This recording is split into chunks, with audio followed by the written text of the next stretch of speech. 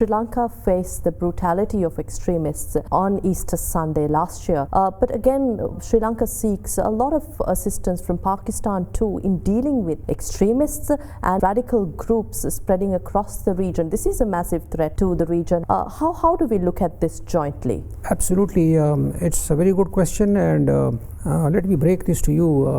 When the Easter Sunday is talked about, there have been a lot said about the information provided to Sri Lanka about 15 days before by India. Let me say this to you, that we shared information with the right people here that this is something happening, something is developing, something is cooking, an intelligence operation. No information is useless. Every piece of information is very important. So the operators will have to really follow through that information that is available. Now, if the operators or the right people dealing with it sit over it or just put it on a side, Sunday Easter takes place, and then if no action was taken, that wasn't Pakistan's fault. So the point is that the two countries, as I said, have since decades cooperated, supported, trained. Over 6,000 Sri Lankan officers have got trained in Pakistan. Pakistan remains committed to Sri Lanka, especially in the extremism and the extremists. Who would understand it more than Pakistan, who has suffered for the last about 17-18 years at the hands of the extremists? As I said, 60,000 to 70,000 people lost. It is no secret as we speak that Sri Lanka disregarded information, security information and intelligence information.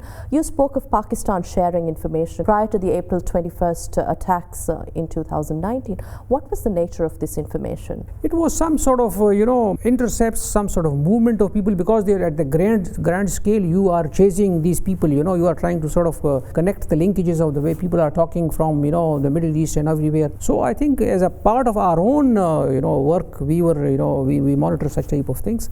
So therefore, when the movement was taking place of some people related to ISIS, etc., towards Sri Lanka, we thought that it is better to be sharing it with our counterparts here.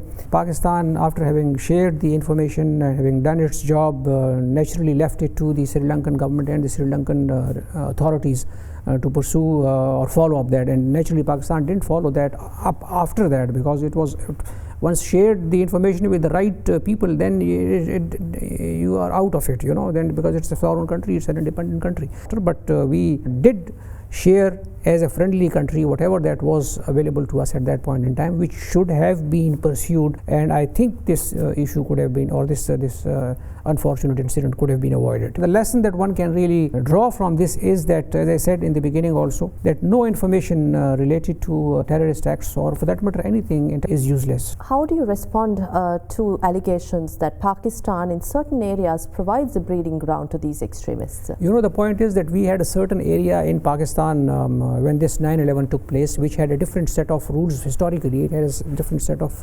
laws in that, and therefore it was, you can say, a sort of a loose area, and therefore it was also close to Afghanistan. And when fighting started taking place there, the movement of these people started taking place, because the government was not really having that type of an effective control over that area as the rest of the country. So over a period of time, that area has been reclaimed from the breeding ground that people were talking about. We cleared those breeding grounds, and they are no longer a breeding ground. There are no longer safe havens in Pakistan. There are no longer any no-go areas in Pakistan, and there are no terrorist acts nowadays. Very seldom. In Pakistan. Why? Because there are no places as such which can house or which can be a safe haven for these terrorists. So this argument is no longer find any traction, frankly speaking, unless somebody is looking at it from a very biased perspective and or exploiting something against Pakistan. And it is not in our interest, by the way, to be providing safe havens or to be supporting such type of elements, because they have been fighting against us in our own country. So why should we be supporting